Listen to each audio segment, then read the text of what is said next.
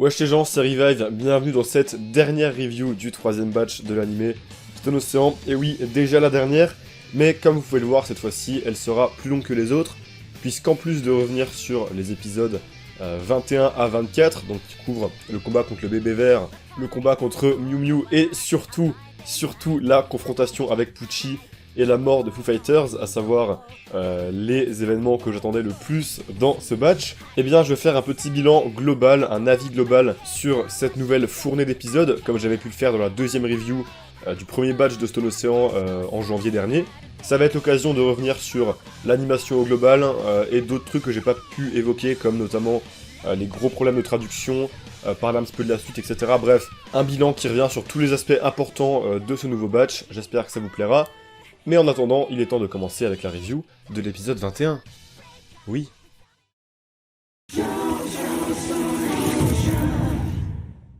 L'épisode 21 adapte le tome 10, allant presque jusqu'à sa fin, mais s'arrêtant un petit peu avant. Et c'est surtout l'adaptation du combat contre Awaken, le bébé vert. Encore une fois, un combat que j'aime énormément. Décidément, il y en a quand même beaucoup dans Stone Ocean, même si tout le monde n'est pas de mon avis, parce que c'est vrai qu'ils sont un peu différents, un peu zarb. Je pense que le crew de perso un peu moins attachant, et surtout un peu dispersé, c'est jamais les mêmes qu'on voit, et les environnements qui sont un peu moins attrayants qu'une ville japonaise stylée, l'Égypte ou l'Italie, forcément ça fait moins rêver.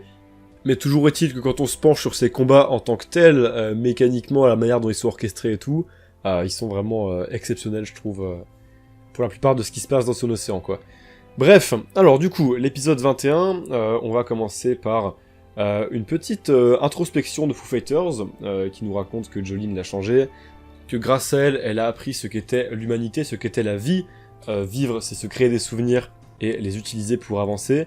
C'est évidemment un développement de personnage très très beau, puisque elle qui était, enfin lui, hein, le plancton qui était une forme de vie organique, a la solde aux ordres d'une personne qu'elle ne connaissait pas, qu'elle se contentait d'effectuer, même si elle ne savait pas qu'elle faisait le mal, a finalement trouvé un autre meneur, une autre meneuse en l'occurrence, qui elle lui a appris ce qu'était la vraie vie, et grâce à sa force de caractère, etc., qui est évidemment Jolene, d'ailleurs superbement mise en avant, dans un plan avec des flashbacks qui défilent vraiment. Cette introspection est très très stylée en termes de mise en scène, et elle est très très belle dans ce qu'elle raconte. Évidemment, c'était l'endroit où la placer quand on sait ce que vont impliquer les prochains épisodes quant à Foo Fighters. Cette introspection apparaît exactement au même moment que dans le manga, le découpage a été géré comme il faut, et ça fait plaisir. On sort de ça avec une Foo Fighters qui était acculée dos au mur face à Pucci, mais qui a réussi finalement à tuer DNG et à s'échapper avec son disque qui était à deux doigts d'être tiré par Pucci. Et du côté de Anasui et Jolene, du coup, tout va bien. Yo-Yoma est mort, mais il va commencer à se passer des trucs un peu bizarres à côté, puisqu'en effet, les poissons vont crever. Et ça, en termes de mise en scène, c'est une excellente idée pour se rendre compte qu'encore une fois, il y a une merde qui se prépare, puisqu'en effet, le bébé vert va apparaître. Du côté de Foo Fighters, là on a encore le droit à un espèce de combat en deux plans, chose que j'aime beaucoup dans Jojo, qu'on voit rarement, mais qui est à chaque fois très réussi. On voit l'apparence de Foo Fighters entre les deux, c'est-à-dire mi-plancton, mi-hétro, qui est très réussi, j'aime beaucoup le choix des couleurs. Petit échange de coups assez bien animé avec Whitesnake d'ailleurs. Quant à Whitesnake, il y a un petit moment où il apparaît en CGI. Encore une fois, j'ai pas compris pourquoi. Je vous ai déjà dit, la CGI sur Whitesnake, je saisis pas des masses. Ma théorie, c'est que ces inscriptions, là, ces lettres, c'est très très chiant à animer. Du coup, ils ont fait un modèle pour de rares cas. Alors voilà, ils ont fait le modèle pour le batch 1. Quand ils peuvent l'utiliser sans que ce soit choquant, ils le font, surtout quand ça doit être des animations un peu plus fluides, comme là quand on le voit descendre de la voiture. Ça peut se comprendre, j'ai un peu du mal, je pense que la raison c'est ça, parce que ces lettres-là, ça doit être un bordel à dessiner, mais ceci dit, Whitesnake bouge pas des masses, je pense que prendre un modèle 3D ça prend quand même beaucoup de temps. Est-ce que c'est très rentable? Je sais pas, je pense que s'ils l'ont fait, c'est peut-être que oui, ou que justement, ils se sont rendus compte que non, et qu'ils le calent de temps en temps, histoire de se dire qu'ils l'ont pas fait pour rien. Bref, toujours est-il que c'est pas choquant, il y a absolument rien de dérangeant, pardon, et jamais la CGI a été perturbante dans cette deuxième partie, mais il fallait quand même que je le relève, parce que je pense que vous êtes beaucoup à l'avoir vu. Autre chose que j'aime bien par rapport à Pucci, c'est la transition entre Whitesnake et Pucci, c'est-à-dire qu'on voit et Whitesnake et Pucci parler, se prendre le relais quant à leurs paroles. Whitesnake a l'air d'avoir un caractère un peu plus colérique que Pucci, alors j'ai jamais su si les deux étaient indépendant, c'est-à-dire si Whitesnake avait sa personnalité propre.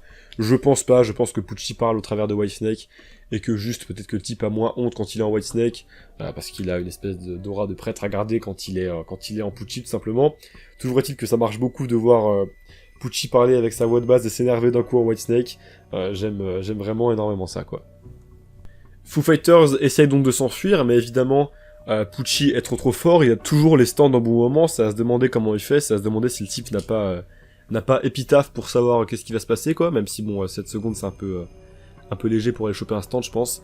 Bref, parce que oui, en effet, il a pu insérer un autre stand dans Foo Fighters, un stand qui fait de l'eau bouillante, et évidemment pour un plancton c'est pas très bien. Et donc du coup, Foo Fighters va commencer à être dans la merde, et à ce moment-là où l'eau bouillante va arriver, on va réentendre l'OST stylé / requiem. J'appelle comme ça, mais vous voyez de laquelle je parle, c'est celle avec des chœurs un peu tristes qu'on voyait dans l'épisode 5 ou 12, je sais plus, bref. J'aimerais beaucoup mettre les OST en fond, mais Yugo Kanno, je pense pas que c'est lui qui s'en occupe, mais ils ont l'air toujours pas chauds pour les sortir. Hein. À l'époque, Golden Wind, on les avait au fur et à mesure, il me semble. Il y avait un album qui sortait de temps en temps, bah là, putain... je sais pas s'il va falloir attendre la diffusion complète, mais les OST, je pense qu'on va les faire foutre. Hein. Ou alors c'est parce qu'il y en a trop peu, et ils veulent pas qu'on s'en rende compte. Bref, je divague. C'est la merde du côté de Foo Fighters, donc, mais il est temps de passer du côté de Jolene et Anasui pour voir pleinement le combat contre le bébé vert, un combat que j'aime beaucoup, qui a un concept qui est vraiment excellent. Voilà, j'aime énormément le concept de ce bébé vert, à savoir, plus on court vers lui, plus on rétrécit, et il est donc inarrêtable. Voilà, c'est un peu une sorte de force du destin que j'aime beaucoup, comme on voit souvent dans Jojo, même si là ça marche pas exactement pareil, en fait le truc est pas totalement inatteignable. Bref, toujours est-il que ce changement de taille est très bien retranscrit, on comprend parfaitement ce qui se passe, les échelles de perso sont parfaitement gérées, tu vois Nasui qui recule, il devient grand d'un coup, les plans de caméra sont bien choisis de manière à ce qu'on puisse comprendre qu'il y a un personnage qui est plus grand que l'autre et comment ça marche, c'est très intelligent. Je vais pas plus développer que ça sur ce combat, il est très bien mis en scène, il est très cool.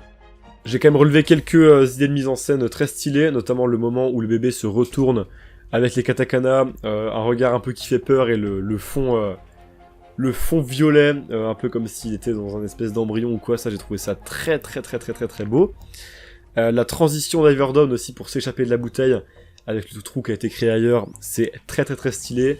Et également, il y a des gros plans sur Anasui qui transpire la classe, avec des effets et un color shift extrêmement stylé, qui est très soigné au niveau des ombres, au niveau des choix de couleurs, un peu dans des teintes de violet, de beige et de vert.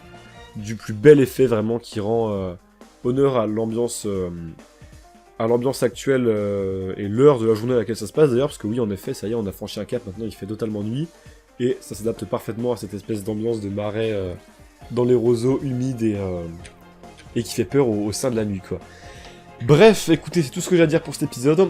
Excellent, il met en place des trucs assez ouf avec Foo Fighters, qui se fait exploser à la fin, et c'est encore une fois très bien animé, c'est très stylé, et ça fait un peu de la peine pour cette pauvre Foo Fighters, vraiment. Toutes les déformations physiques, tout ça, c'est tellement bien fait dans cette animé, c'est tellement beau. Et le combat contre le bébé vert, bah écoutez, c'est parfait. On ressent bien la distance et les effets du stand, j'ai rien à dire. C'est réussi, et je suis très content parce que j'aime beaucoup ce combat, qui a un concept vraiment très cool. Allez, la review de cet épisode va être longue, puisqu'on arrive vraiment au gros épisode de ce deuxième batch, l'épisode le plus attendu, celui qui contient les plus grosses dingueries, et vous allez voir que c'est réussi. Mais genre vraiment c'est parfait. Bref, il tente de revenir là-dessus. Mais putain, quel épisode de dingue, l'épisode 22. Ça y est, Stone Ocean commence à entrer dans une autre dimension. Et on le comprend vraiment avec cet épisode-là, même si évidemment, nous ne sommes qu'au début, tout ne fait que commencer. Puisque ce qui va se passer après, c'est incroyable. Mais bref, alors, l'épisode 22 commence avec la gay scène directe. Elle apparaît un peu plus loin dans le manga. En plein milieu du fight contre Jolene, c'est pas spécialement pertinent, je trouve, ça casse un peu le rythme. Là c'est parfait parce qu'à chaque fois ils aiment beaucoup nous mettre des petits teases en début d'épisode. Enfin pas des petits teases mais des petites scènes alternatives quoi. Qui se passent pas dans la temporalité habituelle. Et les mettre au début d'épisode qui donnent des compléments à ce qui va se passer dans l'épisode d'après. C'est bien plus intelligent que de le mettre après un eye catch ou même en plein milieu d'un fight comme il y avait dans le manga. Donc là c'est un très bon correctif. D'ailleurs il n'y a pas d'opening. Et quand il n'y a pas d'opening c'est la preuve que on va avoir affaire à un épisode de Fou Furieux qui a beaucoup raconté. Et en effet ça va se confirmer. Bref, cette scène-là est excellente, j'aime beaucoup la la tronche pleine d'admiration envers Dio, son sauveur de Pucci. Alors évidemment, s'il y en a qui ne connaissent pas, qui découvrent Jojo et qui connaissent pas tous ces débats-là, etc., qui se posent des questions, je vais refaire comme pour Anasui et son changement de genre, je vais refaire un petit point à propos de cette relation Dio-Pucci, même si je pense que si vous avez bien lu les sous-titres et que vous avez bien suivi, vous comprenez évidemment de quoi il en retourne. Il n'y a rien de sexuel, rien de gay là-dedans. Cette relation n'est pas au sens amoureux tel que vous l'entendez. Oui, elle l'est dans le sens où Pucci voit Dio comme un dieu, il le vénère comme un dieu, il l'aime comme un dieu, mais il ne l'aime clairement pas en tant qu'homme, avec des pecs, avec un zob, avec ce que tu veux.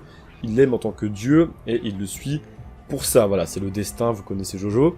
Et c'est bien dit noir sur blanc de toute façon.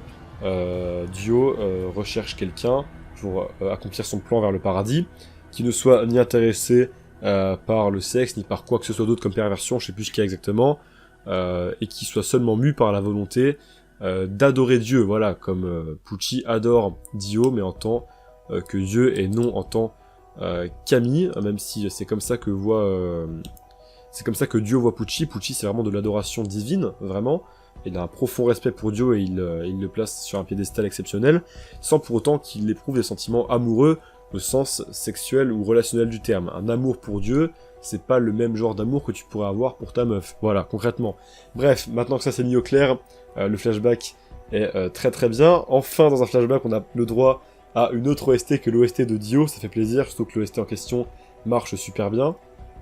Je sais que c'est une vanne de merde, mais sincèrement, je jure que j'ai jamais vu une Mona Lisa qui ressemble autant à Araki. Je me demande si David Productions ont pas joué un peu les trolls là-dessus, parce que je jure que Mona Lisa de base, bah on dirait pas Araki à ce point, quoi, et ça m'étonnerait pas que ça ait été un peu accentué. Peut-être que je surinterprète, mais en tout cas, ça m'a fait beaucoup marrer. Bref, l'épisode commence avec la pluie qui se lance, ça y est, ce long cycle vers le temps le pire, même si pour Foo Fighters c'est pas si horrible comme temps finalement, est arrivé à son terme, et ça c'est déjà une de mes scènes que j'adore, avec Pucci qui fait son monologue sur le fait que c'est une épreuve qui l'attend, qu'il doit surmonter cette épreuve pour pouvoir avancer, machin. J'aime énormément ça, et franchement la mise en scène de cette scène, oh mon dieu, mais la dinguerie que c'est. Déjà il y a des color shifts sur Whitesnake, complètement mais énervés, ils sont absolument exceptionnels ces color shifts. L'ambiance est absolument parfaite, j'aime énormément la manière dont les nombreux premiers apparaissent doucement sur l'écran comme ça avant qu'on voit Pucci prendre le relais, qu'on le voit se calmer justement pendant qu'il fait ce monologue là, et c'est trop fort. Tu vois que le type c'est un peu là, il sait se calmer quand il faut, et quand il se calme il fait aussi peur que quand il est énervé en fait. Putain, tu sais que tu sens que le type est prêt à tout, et franchement Pucci il a un charisme dans cette scène, c'est incroyable, je suis trop content. Un de mes discours préférés de Jojo, ce qui sort à ce moment là, et c'est parfaitement alimenté par cette ambiance et par son nombre premier qui s'affiche d'une manière parfaite, quoi. Vraiment, le prêtre sous son truc, là, avec la pluie qui tombe de manière torrentielle, et Foo Fighters qui s'échappe, c'est trop fort. C'est juste trop fort. Foo Fighters qui s'échappe, donc, et qui va aller retrouver nos chers potes avec Weather Report, qui est présent, évidemment, maintenant que j'ai lu le manga, donc ça fait... Je crois que j'avais pas relu, je crois que j'ai jamais relu Stone Ocean, donc c'est la première fois que je vois cette scène-là en sachant que Weather Report n'est... Enfin, j'ai déjà relu Stone Ocean et pas cette scène-là, ouais. C'est la première fois que je revisionne, que je revois Stone Ocean, que j'ai re-affaire à Stone Ocean, en sachant que c'est Whitesnake que Jolene est en train d'embrasser à ce moment-là. Et du coup, ça fait un tout autre effet, et ça marche bien, parce que tu vois que le regard de Weather Report est grisé, et évidemment, il y avait en effet de quoi s'en douter. Et là, c'est parti pour l'avalanche de donuts, avec un énorme bruit de porte métallique, ou je sais pas ce que c'est au premier coup, absolument incroyable. Alors on n'est pas sur un niveau de donut aussi violent que celui de King Crimson sur Abakio. Je pense qu'on n'atteindra jamais un niveau du genre, mais quand même c'était très stylé le fait qu'il sorte de nulle part. Je pense que ça a dû surprendre beaucoup d'anime only, parce que malgré tout fallait le deviner que c'était pas Weather Report, hein. Et là on arrive enfin finalement j'avais dit que c'était le stade final de la nuit, mais en fait non, parce qu'il en reste un, avec les étoiles qui apparaissent. Moi sincèrement je vois du symbolisme là-dedans, du symbolisme qui devait être déjà présent dans le manga. J'ai un doute, mais je pense qu'il devait l'être, je sais pas, j'ai jamais fait gaffe au ciel. Mais qui là en tout cas est parfaitement représenté ou ajouté. C'est évidemment qu'au fur et à mesure qu'on avance dans ces épisodes-là, en fait, le ciel va changer. On va passer d'un ciel bleu au début à un crépuscule quand le bébé vert va naître, pour arriver à une nuit noire, une pluie, et enfin des étoiles, une nuit étoilée. Si ça c'est pas un symbole d'un cycle de renaissance, une nouvelle lune, et tout ce qui est trait à ça, vous le savez très bien pour Pucci. Je sais pas ce que c'est d'autre, et franchement ça rajoute du symbolisme partout, là où il y en avait peut-être pas dans le manga, parce que le ciel c'est plus difficile à discerner. En effet, il y a beaucoup plus de lignes de vitesse que de vrai ciel dans le manga, et j'ai pas l'air de voir beaucoup d'étoiles, donc c'est peut-être un ajout, il y a sûrement moyen que ce le soit, même beaucoup moyen que ce le soit, et c'est vraiment très très très stylé quoi. Et allez, ça y est, on arrive au moment qu'on attendait tous, le duel entre Pucci et Jolyne, un de mes duels préférés. Il est court mais tellement intense. Et là bordel, le choix qu'ils ont fait, mais c'est incroyable, c'est un duel au Far West le truc. Tu les vois qui s'échangent des regards, tu vois le vent qui souffle, qui fait déplacer les nuages et les plantes, les roseaux qu'il y a à côté. L'ambiance est tendue, l'ambiance est absolument exceptionnelle. Et franchement, mais waouh, mais quel début de combat incroyable. Pour ce qui est des échanges de coups, c'est pareil. Il y a aucun souci, ça régale, c'est parfait. C'est court mais tellement intense, on comprend l'action. Et ça fait plaisir de voir un combat de stand à l'ancienne avec des Ola Ola et des ripostes de Whitesnake de l'autre côté, de temps en temps, c'est cool aussi. Ça mènera à l'ultimatum de Pucci qui est mais incroyablement bien retranscrit, bordel, l'attention, mais c'est fou quoi. Évidemment le coup de je vais mettre le disque de Jotaro dans Anasui comme ça. Ton père va mourir avec ton pote. Franchement, la manière dont le disque se désintègre petit à petit, la tension qui est soulignée par l'OST, le choix des plans, etc. Enfin vraiment, je me répète, mais c'est juste trop fort. Et tout ça, ça mènera à la scène de fusion avec le bébé vert de Pucci, avec évidemment les mots, les 14 mots ou les 16 mots, je sais plus, qu'il doit réciter pour pouvoir fusionner. Incroyable, franchement incroyable. Les sound effects de Croc, les katakana, l'OST de Pucci qui se déclenche au même moment, et je rappelle toujours, l'OST de Pucci est probablement l'une des meilleures OST d'antagoniste principal de Jojo. On ressent la terreur qu'inspire le type, la prestance qui dégage et le fait que putain c'est divin, et ce qui va se passer, ça va être divin. Bref, cette scène de fusion est incroyablement réussie, et il va être temps de conclure évidemment avec ce qui va se passer à la fin, voilà, avec la mort de Foo Fighters évidemment. Voilà la première mort de Stone Ocean, une scène que j'attendais énormément, qui dans le manga m'avait touché, oui certes, mais pas autant qu'ici, parce que il y en a qui le savent, et je pense que vous commencez à comprendre dans tous les cas, le crew de Stone Ocean est loin d'être mon préféré pour beaucoup de raisons, c'est même probablement celui que j'aime le moins parmi tous les crews. Mais là, en fait, la mise en scène est brillante. Voilà, sur tous les points, c'est absolument brillant. Et la scène est magnifiée, mais à un niveau, oh là là. Franchement, le symbolisme est absolument exceptionnel. Chaque choix de mise en scène est juste parfait. À commencer par les teintes bleutées, au moment où Anasui est en train de lentement mourir, en train de finalement lui aussi ressentir des teintes aussi froides que ce qu'on nous montre à l'écran au sein de son cœur. Il le dit, il a froid.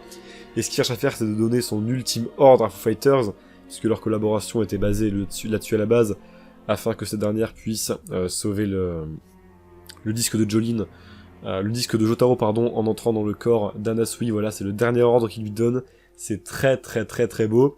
Et une fois que ce sera chose faite, d'un coup, les couleurs vont changer, vont passer d'une bleu très froid, très mort, à évidemment les couleurs dorées que l'on connaît tous quand un personnage meurt, avec cette fois-ci le cycle de la nuit qui se termine petit à petit pour laisser apparaître l'aube d'un jour meilleur après une nuit, après une journée absolument terrifiante, et l'âme de Foo Fighters qui va partir au ciel. Bordel, mais qu'est-ce que c'est beau, le niveau du symbolisme de cette scène, mais qu'est-ce que c'est réussi, le ciel est magnifique, le fantôme de Foo Fighters est magnifique, l'OST est magnifique, une nouvelle OST, bordel, heureusement qu'ils n'ont pas sorti la même que celle de Jotaro.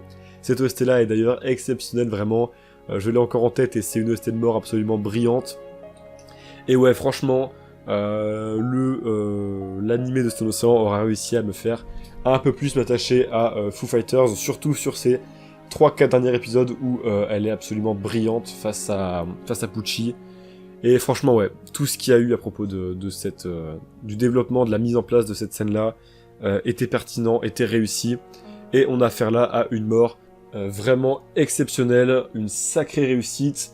Évidemment, ce qui va venir mettre l'alarme finale avec tout ça, c'est Weather Report, qui était toujours au talkie-walkie depuis le début, hein, puisque c'était avec lui qui était en lien Foo Fighters, puisque la pluie venait de Weather Report, évidemment. Et il est toujours au talkie-walkie, il comprend pas ce qui se passe, et c'est déchirant de voir ça, c'est évidemment déchirant. Ça, c'est pas exclusif à l'anime, c'était déjà dans le manga, mais ça marche toujours autant. et le fait d'arrêter l'épisode sur un plan de Jolene qui se retrouve seul en plein milieu de tout ça, avec la cassette de Weather Report, les jambes d'Anasui, etc. C'est trop fort, c'était la même que dans le manga, mais là avec les couleurs, les oiseaux qui volent à la fin, etc. Enfin bref, la mort est incroyablement réussie, on a affaire là à l'un des meilleurs épisodes de Jojo, l'un des meilleurs épisodes de Stone Ocean, peut-être le meilleur épisode de Stone Ocean jusqu'à maintenant, même si pour moi ça va peut-être se taper avec le 5, le 12 et le 14 je pense, c'est peut-être celui de Westwood qui est quand même incroyable. Et voilà, celui-là c'est mon coup de cœur du batch, le coup de cœur du batch de beaucoup de monde, j'en suis certain, parce que c'est réussi du début à la fin. Ils ont su se montrer à la hauteur de nos attentes dans les productions, ils se sont dépassés, et je tiens à dire merci pour la fin de ce cycle, puisque ça y est, Stone Ocean va désormais entrer dans sa seconde partie, le début de la fin. La première grosse tempête est passée, maintenant il va être temps de souffler, le temps de 2 petits épisodes tranquilles avant le début de la deuxième, et cette fois-ci, l'énorme tempête.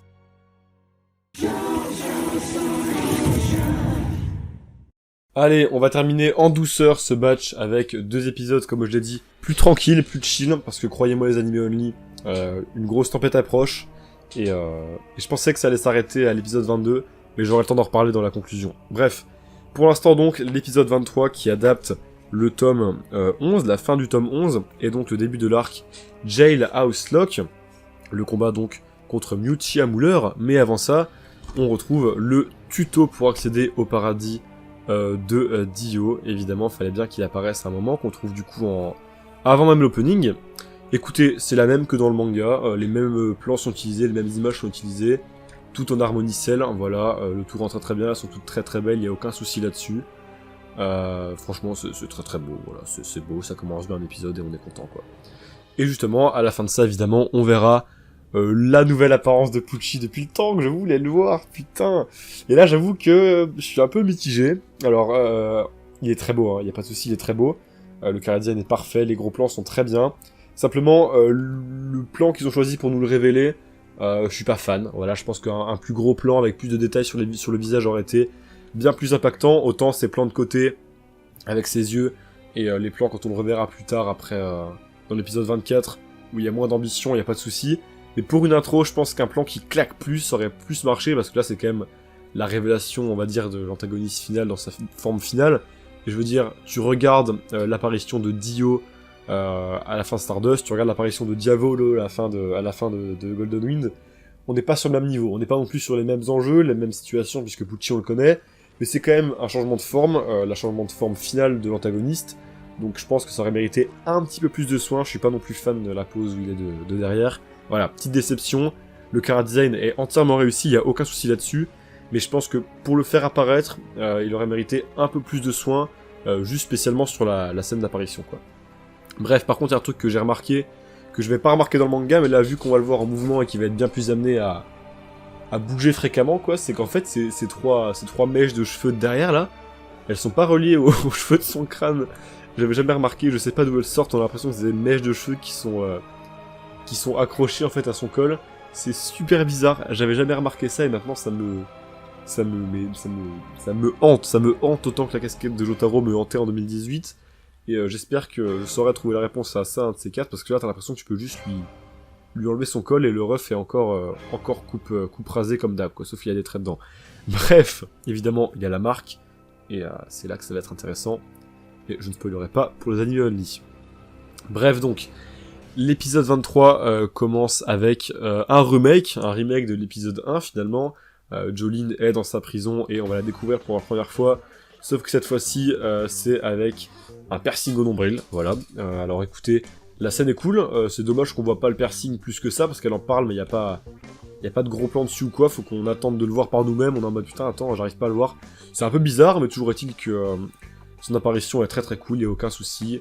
Le plan de son apparition avec le gros plan avait déjà été teasé sur le Twitter de Netflix, donc pas de grosse surprise, mais écoutez, la scène est ma foi très cool, même si encore une fois, j'aurais aimé qu'on voit son piercing de manière plus mise en avant. Décidément, pour la réintroduction de Jolene et Pucci, je suis pas convaincu à 100%, c'est un peu dommage parce que c'est des scènes que j'attendais beaucoup, les deux antagonistes et protas qui avaient leur apparence finale, même si peu de choses changent pour Jolene. C'est quand même important, ça représente quand même une étape de son évolution, et je suis un peu déçu là-dessus, mais c'est pas très grave, c'est pas très grave. Allez, Miuccia va donc apparaître, Miuccia Mueller, Miu Miu, tu l'appelles comme tu veux. Alors j'aime beaucoup son chara-design à elle, c'est un personnage que j'aime bien. Voilà, elle a un sacré accoutrement. Son stand aussi, il est bizarre, un peu la vallée de l'étrange, son stand il est bizarre, il fait peur, mais je l'aime beaucoup. Avec son cerveau et tout, c'est un stand particulièrement dérangeant que j'aime plutôt bien.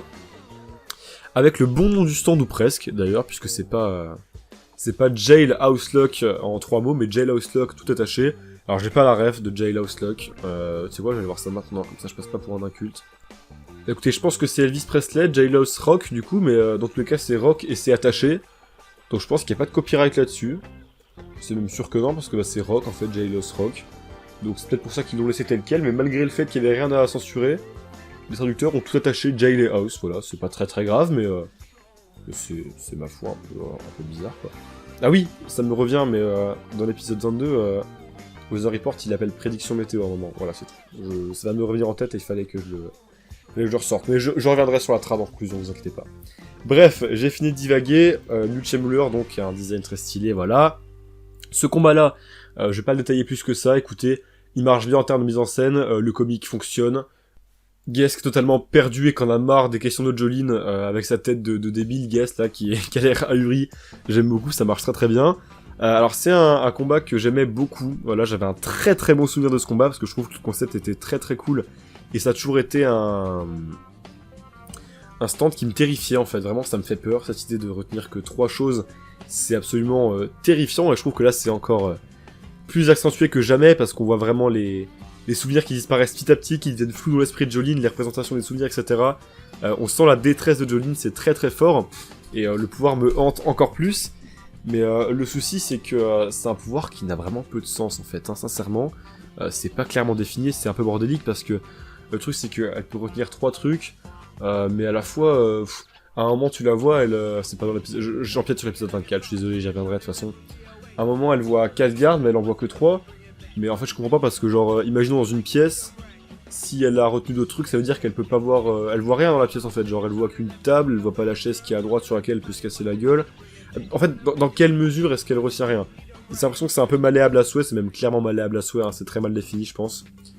Et pour apprécier ce combat, faut clairement faire faut clairement signer faut clairement entrer dans une suspension consentie d'incrédulité pour se dire que ok, ce que Araki veut que Jolene retienne 3 par 3, c'est ce qu'elle va retenir 3 par 3 à chaque fois, et te pose pas de questions sur quels trucs sont possibles à retenir, lesquels sont pas possibles à retenir, etc.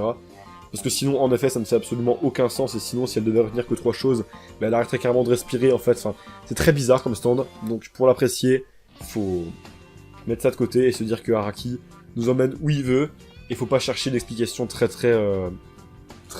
pertinente à ça, je pense. Voilà. C'est la petite critique que j'ai à faire sur ce combat-là, mais à part ça, dans son déroulé, il est très intelligent. Bref, épisode 23, écoutez, très sympa, le comic marche, voilà. Je vais pas détailler ce qui se passe dans le combat. J'ai beaucoup aimé, en termes de mise en scène, les écritures de Stone Free que se fait Jolene grâce à son fil. J'ai beaucoup aimé ça, le fond est très stylé, les sound effects bien sûr, on a l'habitude. Et particulièrement la scène avec Emporio, où il se fait électrocuter en boucle. Alors encore une fois, ça, c'est pas clairement défini comment les souvenirs marchent, mais ça, c'est vraiment la meilleure illustration de comment le stand procède. On le voit avancer en boucle, mais il oublie tout le temps au final, en emmagasinant des informations, que, eh ben, s'il met sa main dans cette flaque d'eau, bah, elle va se faire électrocuter. C'est trop bien parce qu'on voit les 1, 2, 3 actions qui sont écrites à chaque fois sur un tableau blanc, et la 4ème qui va remplacer la première, c'est brillant, voilà. Ça permet de comprendre comment est-ce qu'il procède, pas comment est-ce qu'il fonctionne et quelles sont ses limites, mais au moins comment ça se traduit concrètement, quoi. Bref, un épisode donc dont je suis pas très fan, en vrai, il est cool, hein, il est sympa, ambiance chill et tout, mais je suis un peu déçu par l'apparition de Pucci, et comme je vous ai dit, ça y est, j'arrive plus à aimer le combat contre Jailhouse Lock parce que je trouve qu'il a très peu de sens. Et à part ça, il y a quand même un truc très cool qui se passe dans cet épisode, c'est évidemment l'hommage de Hermès à Foo Fighters, qui va venir jeter de l'eau pour lui rendre hommage et la faire reposer un peu en quelque sorte, c'est très symbolique. Et ça, putain, j'ai refeuilleté mes tomes et je l'ai pas retrouvé cette scène. Donc dites-moi si je me trompe, mais il y a moyen que ce soit un ajout d'avis de production, et si c'en est un, mais c'est brillant, c'est trop bien comme ajout, c'est trop fort. Vu que c'est mon moment préféré de l'épisode, bah du coup c'est que c'est réussi, et que l'émotion était vraiment là, donc écoutez, je l'ai pas retrouvé en feuilletant, Si vous me confirmez qu'en effet la scène est bien présente dans le manga, bah écoutez, je me trompe, mais en tout cas si c'est bien l'ajout d'épée, ils sont très très forts. Allez, il est temps de terminer ces reviews, cette 3e review et ces 3 semaines de review finalement, et oui déjà, avec donc l'épisode 24 qui couvre la fin du tome 11 et le début du 12, on va jusqu'au 12, putain mais jamais j'aurais pensé que ça irait aussi loin, même si finalement ça fait totalement sens. Alors ce tome qui va donc commencer avec Jolyne qui se rend compte que se rappeler que 3 trucs en même temps c'est un peu chiant, et là c'est très très bien illustré parce qu'on la voit qui regarde un film et comprend rien à ce qui se passe. D'ailleurs pendant le film il y a l'OST de Kozaku, voilà, il y a l'OST de Kira sous sa 2e forme quand il change de corps. Ça n'a pas de sens. Alors, ça s'intègre bien au truc, pour le coup, parce que, c'est... Quand elle met pause, l'OST s'arrête, c'est vraiment une OST qui fait partie du film, en fait. Et j'ai trouvé ça bizarre, mais à la fois c'est marrant, et ça me fait plaisir de la réentendre, donc à la fois, pourquoi pas. Lors de cette scène, Jolyne, dans le manga, elle faisait référence à de vrais acteurs. Bruce Willis, il me semble, notamment. Évidemment, ça a été retiré, je veux dire, là, c'est pas... Fallait s'y attendre. Toutes les références comme ça, ils les enlèvent. Dans la partie 5, ils avaient enlevé la référence à Captain Tsubasa. Et il y en a plein d'autres qui sont totalement enlevés en termes de références, donc évidemment ça pose des questions quant à comment est-ce que ça va se passer pour le prochain stand, sans spoiler bien sûr, mais en tout cas c'est encore intéressant à relever que cette référence a disparu. Et également, 2e illustration, on la voit qui lit des BD, un comic strip en 4 lignes, et qui comprend rien avec un style toujours Oingo et Boingo qui était déjà présent dans le manga. C'est drôle, on aime bien, c'est un peu les dernières scènes de vie à la prison, c'est même clairement les dernières scènes de vie à la prison. Donc écoutez, ça fait longtemps qu'on en a pas eu, on en a pas eu dans ce batch, et on en aura plus après, spoiler, voilà. Donc profitez-en, c'était très très cool, et ça fait plaisir d'avoir un peu d'humour pour la dernière fois qu'on sera dans Grindolphin, quoi. Écoutez, le combat se poursuit, quelques idées de mise en scène très cool, notamment les gros traits, voilà, il y a beaucoup de gros traits dans Stone Ocean globalement, et à chaque fois ça marche très bien, c'est toujours très très beau, et ça fait toujours partie de mes plans préférés, voilà, ça rend beau n'importe quel dessin pas ouf, les gros traits en fait, c'est une super astuce. Également le renvoi des balles, voilà, la scène du renvoi des balles avec un super color shift encore une fois. Ça c'est pareil, les balles pour moi ça n'a très peu de sens. Pourquoi est-ce qu'en regardant dans la flaque elle les voit toutes machin. J'ai du mal avec Jailhouse Lock, et même si la scène est stylée, la mise en scène est cool, Miuccia est très très belle, j'aime beaucoup l'utilisation des grosses lignes.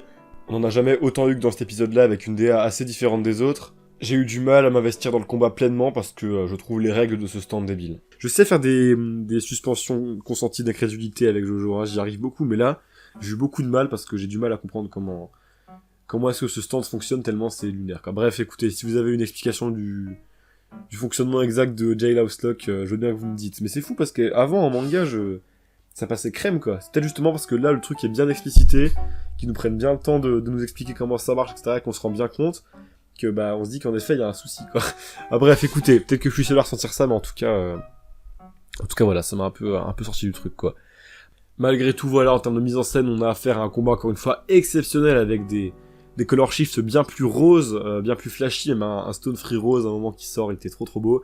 Et évidemment le finish avec le binaire, aussi débile que ce soit. Ils ont sorti le thème de piano de Jolyne, voilà, la partie piano de son thème, qui, selon moi, aurait bien plus mérité d'être à la fin du combat contre Planet Waves qu'ici, parce que c'est pas un combat suffisamment badass, et quand ils sortent le piano, c'est vraiment que ça doit être le pic fiction, je pense. C'est dommage, parce que je trouve que jusqu'à maintenant, ils ont été très très bien sortis dans l'utilisation du thème de Jolyne. Là, ils l'ont mis à un endroit où il fallait peut-être pas, enfin, ils auraient peut-être pu mettre le thème de Jolyne, mais le piano c'est pas rien quand même, quoi. Est-ce qu'il fallait le mettre contre Miu Miu? Je suis pas certain. Bref, toujours est-il qu'en termes d'animation et de mise en scène, le finish était stylé, mais voilà, l'utilisation de Jolyne, du thème de Jolyne mal calibré, et c'est un peu dommage parce que jusqu'à maintenant c'était plutôt bien géré comparé au premier batch, pardon. Bref, toujours est-il que le Ola final est très stylé, hyper satisfaisant, un des Ola de Stone Ocean les plus beaux parce qu'on voit bien les détails, et franchement celui-là était très très très très classe, quoi. Et enfin, dernière scène à la prison, Hermès, Jolyne et Emporio vont se retrouver pour planifier leur évasion. Écoutez, avec l'OST ça marche très très bien.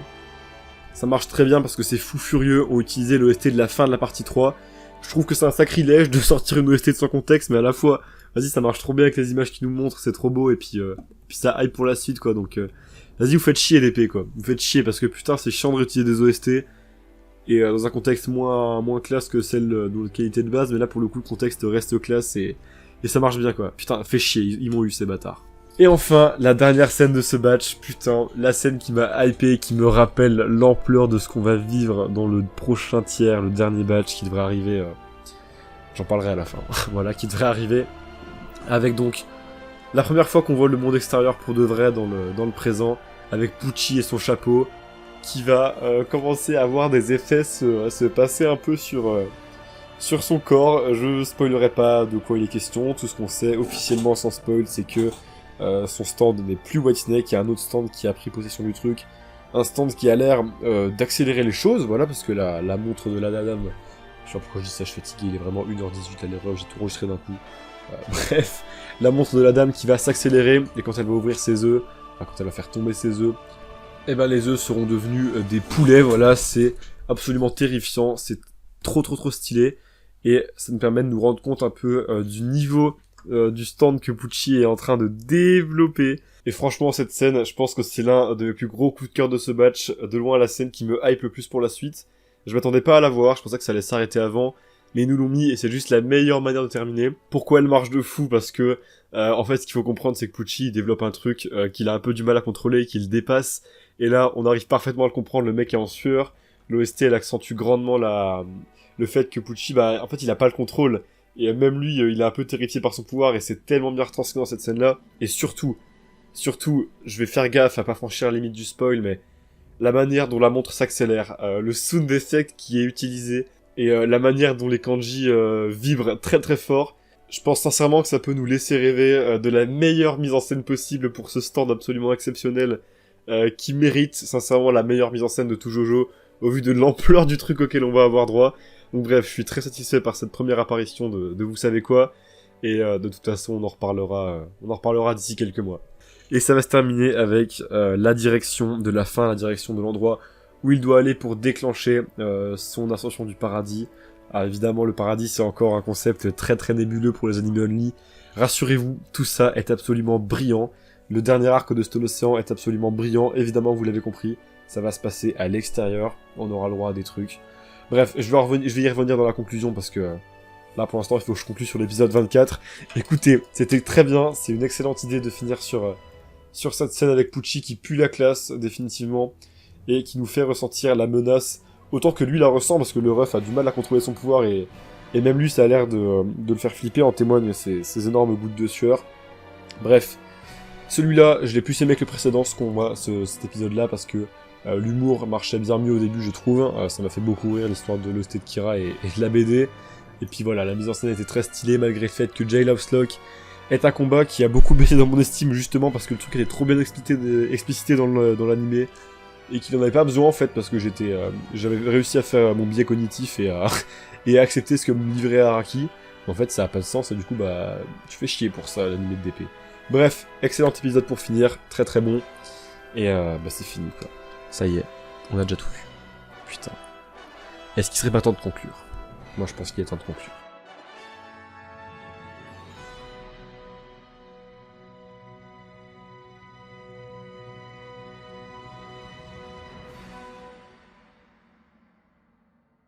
Bon, ça y est, il est temps de revenir sur ce deuxième batch dans sa globalité, et donc revenir sur tous les points pour lesquels j'ai des choses à dire et qui le méritent. À commencer par l'aspect graphique, alors vous l'avez compris, vous l'avez entièrement compris au fil de cette review je pense, je suis absolument fan de l'esthétique et de la direction artistique de cet animé de Stone Ocean. Alors oui, le premier batch, je me rappelle qu'il y avait des gens qui se plaignaient un peu de l'animation, que c'était un peu en deçà de Golden Wind, notamment il manquait certaines animations intermédiaires, il y avait un peu plus d'utilisation de lignes de vitesse que dans Golden Wind.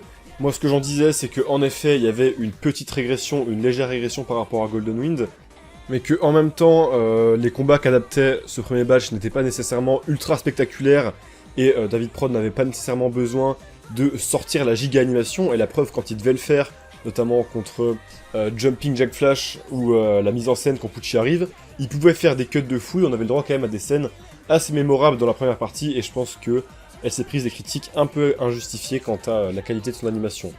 Pour ce qui est de la deuxième, écoutez, je vais rester sur cet avis-là, en étant encore même plus enthousiaste qu'avant, puisqu'en effet, il y a une sacrée amélioration sur l'animation, sincèrement. Alors, faut savoir que quand je parle d'animation, je parle de tout ce qui englobe le visuel, en fait. Alors, évidemment, on le sait tous, en termes d'animation pure, en termes de Sakuga et tout, Jojo, ça a jamais été exceptionnel. Et oui, en effet, dans chacune des parties de Jojo, surtout dans Golden Wind, et peut-être un peu dans les premières, mais surtout dans Golden Wind, il y a de gros cuts très très stylés, en effet, ça je vous l'enlève pas. Mais globalement, dans sa globalité, l'adaptation de David Productions n'est quand même pas remplie de Sakuga, et joue bien plus sur la mise en scène. C'est ce que je disais dans ma vidéo sur les OAV, que j'ai d'ailleurs dû réupload récemment parce que ça fait striker, mais ça c'est un autre sujet. Et bref, si on parle principalement de mise en scène, donc ce que j'englobe dans la mise en scène de Jojo, c'est le rythme, c'est le choix des couleurs, c'est le choix des plans, l'utilisation des katakana, le découpage de l'action, et bien sûr l'animation en tant que telle. Cette dernière se doit d'être fluide, très très fluide lors des gros climax, même si elle peut se permettre selon moi d'être de facture relativement basique dans le reste du temps, étant donné que la mise en scène vient carry absolument tout.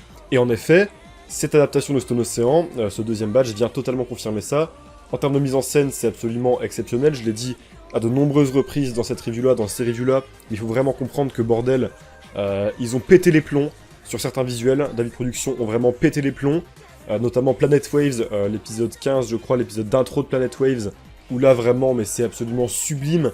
Pareil pour Yo-Yo Ma, j'en ai assez parlé, mais putain, il y a des plans qui sont d'une beauté transcendante, et globalement c'est ça sur tous les épisodes de Stone Ocean. Je trouve que ce batch-là est relativement constant sur l'animation et sur sa qualité visuelle. Il y a un ou deux épisodes qui sont un peu en deçà, je pense notamment à la première moitié de l'épisode 13 et à l'épisode 23, le premier contre Miu Miu, qui est vraiment pas parfait, et qui a certains dessins un peu random, alors qui auraient mérité un peu plus de soin, notamment l'apparition de Pucci, mais en dehors de ça, c'est extrêmement constant. J'ai rarement vu une partie de Jojo aussi constante, sincèrement. Golden Wind, il y avait quelques bas assez violents, notamment le fameux épisode 21 ou 22, je sais plus, le premier contre Tiziano et Squalo, où là il y avait vraiment un giga downgrade par rapport aux épisodes d'avant et d'après, qui se remarquait grandement, mais là sincèrement, à part quelques petits dessins pas fous dans les épisodes 13 et 23, c'est d'une qualité constante, vraiment, mais top quoi, c'est vraiment top, sincèrement. Ce qui m'a surtout marqué en termes de mise en scène de mon côté, c'est les sound effects. Alors, on sait très bien que David Productions sont extrêmement forts aux sound effects, c'est clairement l'un de leurs plus gros points forts, si ce n'est leur plus gros point fort, que ce soit dans tous les animés qu'ils font, c'est absolument incroyable. Jojo ne déroge pas à la règle, et là, Stone Ocean, on a le droit à ce que je considérais être véritablement le pic fiction des sound design.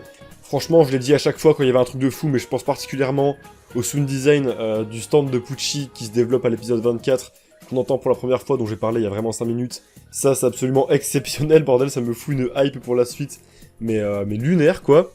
Et bien sûr, chacun des stands qu'on a vu apparaître avait des bruits absolument géniaux.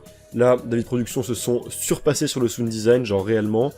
Pareil pour les katakana, voilà, les onomatopées qu'on peut voir apparaître à l'écran. Il y en a beaucoup, et ils sont vraiment plus beaux que jamais. Ils sont très stylisés, c'est parfaitement harmonieux avec les color shifts qui sont également très très nombreux. Il y a beaucoup de color shifts dans Stone Ocean, et ils sont toujours hyper réussis et rentrent parfaitement dans le contexte d'une scène, accentuant même carrément ce dernier.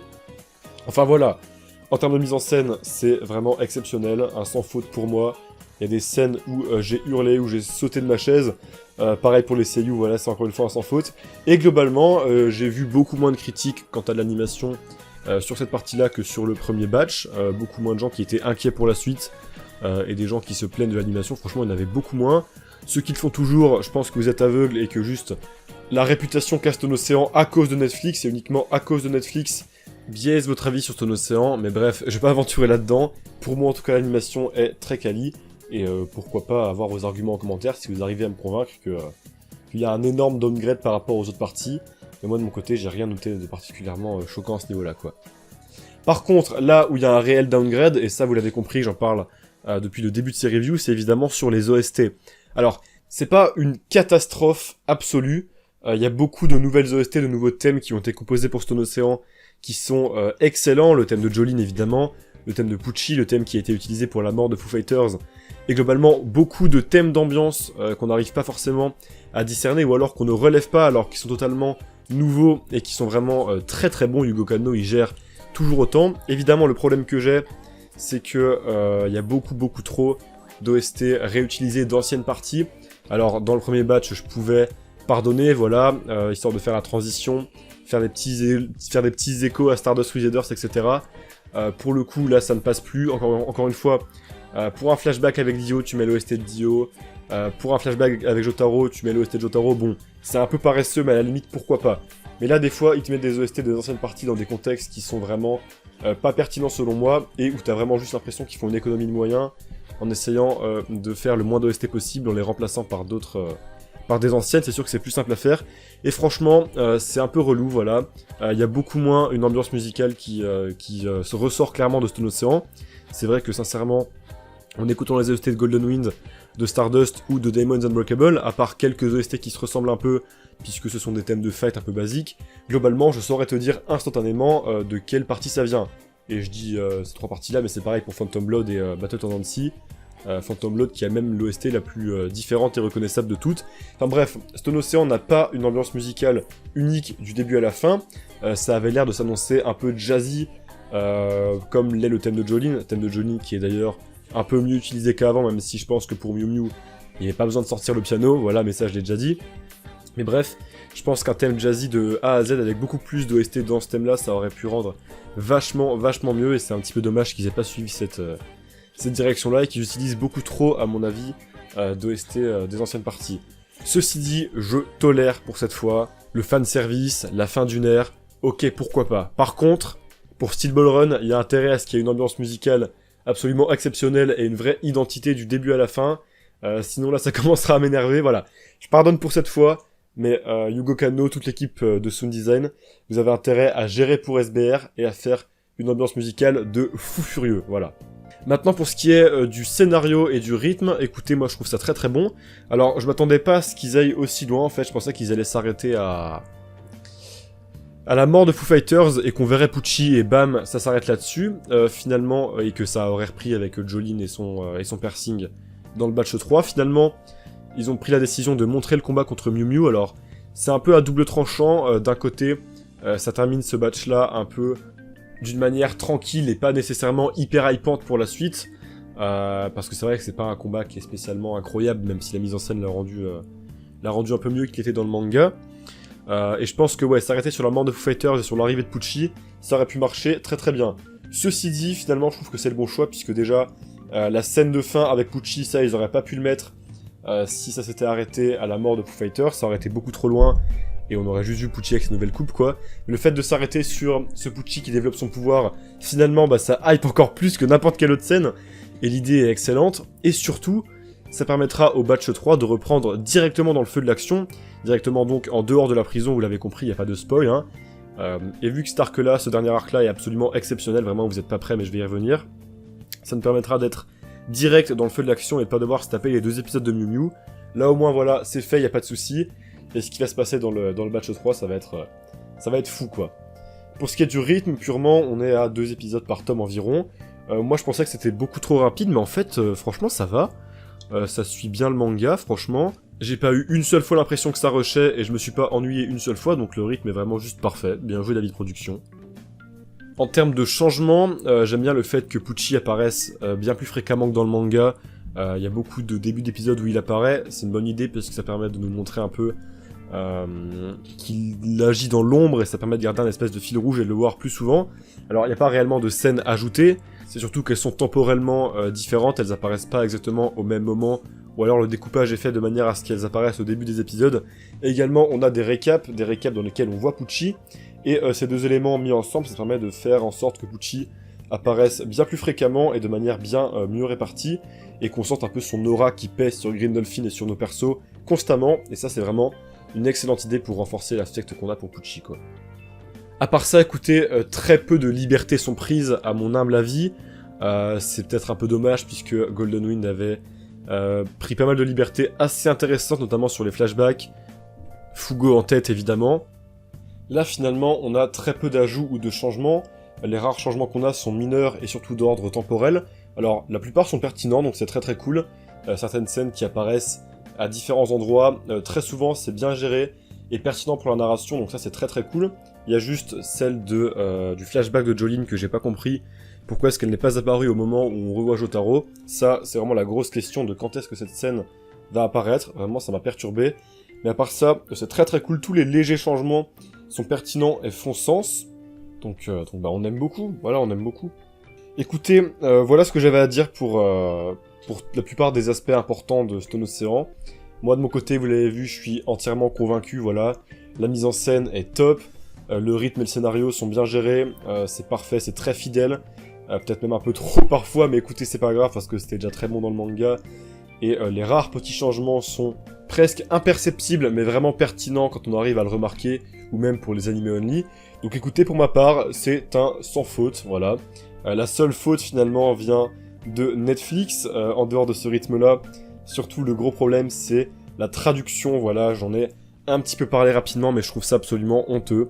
Alors bien sûr, il y a des problèmes mineurs, comme certains stands qui sont localisés à certains moments, certains stands qui ne sont pas localisés à d'autres moments. Et ça témoigne bien sûr d'un gros manque de rigueur de la part des traducteurs. Sincèrement, c'est des traducteurs, si le mec est pas tout seul, hein, anglais-français, qui passent des phrases au Google Trad, sincèrement. Il y a des erreurs qui sont absolument pas explicables autrement, notamment évidemment le fameux support pour Dragon's Dream, ou le prévision météo, et j'en passe. Franchement, il y a plein d'erreurs de merde comme ça, et c'est évident que c'est pas traduit par quelqu'un qui a une quelconque passion pour Jojo, et qui se contente de traduire anglais-français à la va-vite sans absolument aucun effort. Et je trouve ça vraiment dommage, voilà. Pourquoi est-ce que Netflix ne veut pas engager un vrai traducteur? C'est sûrement pour des raisons monétaires, c'est évidemment même pour des raisons monétaires, mais je pense qu'avec le patrimoine qu'ils ont, ils pourraient clairement se permettre ça, et ça leur donnerait une bien meilleure réputation, même si évidemment il y a beaucoup à sauver pour qu'ils aient une bonne réputation, parce que j'ai énormément de problèmes avec Netflix qui dépassent même Jojo, mais au moins un petit effort de traduction s'il vous plaît les gars, ça demande pas tant d'argent investi que ça je pense, et il y a plein de gens passionnés qui aimeraient faire de la traduction sur Jojo, voilà. Il y avait quelques petits problèmes sur ADN ou sur Crunchyroll, mais globalement c'était très quali, et là il y a d'évidents problèmes qui franchement font chier et sortent parfois un peu du truc. Au moins, à ce qui paraît, la VF est très très bonne. J'avais pas sorti ma review de la VF sur Stone Ocean, même si je l'avais entièrement tournée, et ce que je pouvais vous en dire, c'est que globalement elle était excellente. Là, ça a l'air de suivre ça. Là, la VF, elle est vraiment dirigée par des passionnés. Alan Aubert-Carlin est passionné, et il en va de même pour les comédiens qui font un job monumental. Donc, limite, pourquoi pas regarder en VF si vous voulez vous épargner cette traduction de merde, parce qu'en VF, il n'y a aucun problème de traduction, en plus d'un acting vraiment bien et de choix très pertinents. Donc franchement, j'ai pas encore été check de mon côté, mais j'ai vu quelques extraits, et j'avais vu la première partie en VF, donc j'ai aucun doute quant à la qualité de la suite de cette VF. Mais voilà, la traduction est honteuse, je ne reviendrai pas sur le rythme, j'en ai assez parlé, mais également ça, c'est un gros souci, et il faut évidemment pas trop espérer que ça change pour la troisième partie, à moins d'un miracle, quoi. Et d'ailleurs, en parlant de la prochaine partie, je vais d'ailleurs m'arrêter là-dessus. Quand est-ce qu'elle va arriver? Eh ben écoutez, de base, moi j'aurais pensé à mai-juin, si on veut suivre à peu près le même écart temporel, mais il s'avère que y a moyen que les Blu-ray arrivent en mai, les Blu-ray de la troisième partie, j'entends. Donc écoutez, ce serait pas déconnant que ça soit diffusé avant, donc plutôt que prévu. À voir, je préfère pas me hyper beaucoup trop là-dessus, j'en sais pas plus que vous sur le rythme là, à part cette info soi-disant de la sortie des Blu-ray de la partie 3 en mai. Écoutez, j'espère que c'est vrai, et ça ferait en sorte que la partie 3 arrive plus tôt que prévu. Je sais pas du tout comment est-ce qu'ils s'organisent sur David Prod. Est-ce que la plupart des épisodes sont prêts en avance, ou est-ce qu'ils sont prêts seulement quand ils sortent les batchs à chaque fois? J'en sais rien, écoutez, on verra. Tout ce que je peux vous dire, c'est que ça va être absolument exceptionnel. Enfin, j'ai même pas les mots pour décrire à quel point ça va être fou. Fou et exceptionnel, c'est clairement pas des mots assez forts pour décrire l'ampleur du truc qui va arriver sur Stone Ocean. Faites-moi confiance, ça va faire que monter en intensité. Le batch 2 est déjà meilleur que le batch 1 selon moi, parce que les événements qui s'y passent sont plus intéressants, mais là vous êtes pas prêts. On va sortir de la prison, et il va se passer des dingueries, mais du début à la fin. Et quand je parle de dingueries, c'est des dingueries dont vous n'avez même pas idée. Évidemment, les lecteurs du manga, je pense que vous êtes plus nombreux que les animés only ici, donc évidemment je ne spoilerai pas, mais on se comprend. Il y a des choses que tout le monde attend de pied ferme pour cette adaptation. Je fais entièrement confiance à David Productions, sauf s'il y a des délais très très courts. Il n'y a aucune raison qu'il rate ça. Il nous offre une qualité d'adaptation incroyable depuis la partie 1, et le début de Stone Ocean, enfin les 2 tiers de Stone Ocean qu'on a vu jusqu'à maintenant, étaient absolument exceptionnels. Donc j'ai absolument aucun doute en David Productions, ils sont trop forts, et vous nous le prouvez une fois de plus avec un troisième batch qui risque d'être absolument mémorable, quoi. Moi, ce que j'en attends également, c'est un nouvel opening, bien sûr, ça a un petit peu pêché sur ce batch-là, c'est un peu dommage. Et j'espère qu'on n'aura pas juste une version méchant de Stone Ocean, voilà, qui est également le nom de l'opening, c'est pour ça que je dis ça. Et qu'on aura vraiment un nouvel opening entièrement nouveau du début à la fin, puisque là, en termes de visuel, ça ne collerait absolument plus à ce qui se passe. Et quand même, quoi, un seul opening pour une partie, ça craint un petit peu. Donc ouais, j'espère ça. En tout cas, en attendant, je me remettrai ces 24 épisodes juste avant que les 12, 13 ou 14, on verra, derniers sortent. Je pense que tout me remater depuis le début, ça va être absolument exceptionnel. Je vais encore plus kiffer quand ayant maté en rushant comme ça, vu que là je serai posé, et j'aurai 24 épisodes d'un coup, enfin bref, ça va être absolument fou. Et ça me hypera à un niveau monumental pour le troisième batch, histoire d'être prêt. Enfin voilà, écoutez, je pense que j'ai dit tout ce que j'avais à dire. Très content d'avoir pu faire ces reviews. N'hésitez pas à me dire ce que vous avez pensé de ce batch en commentaire, voilà, vos attentes pour la suite, ça m'intéresserait énormément. Et puis voilà quoi, c'était cool, putain. Et bien voilà, cette série de reviews de Stone Ocean est désormais terminée. Franchement, je suis très content de moi, j'ai réussi à en sortir une toutes les semaines, et ça aurait été vraiment trop cool à faire, ça vous a plu aussi, donc franchement, je suis super content. N'hésitez pas à me dire ce que vous avez pensé de cette série de reviews en commentaire, me dire ce que vous avez pensé de Stone Ocean. Évidemment, voilà, c'est la dernière fois qu'on pourra en parler avant un bon moment, donc n'hésitez pas, lâchez-vous.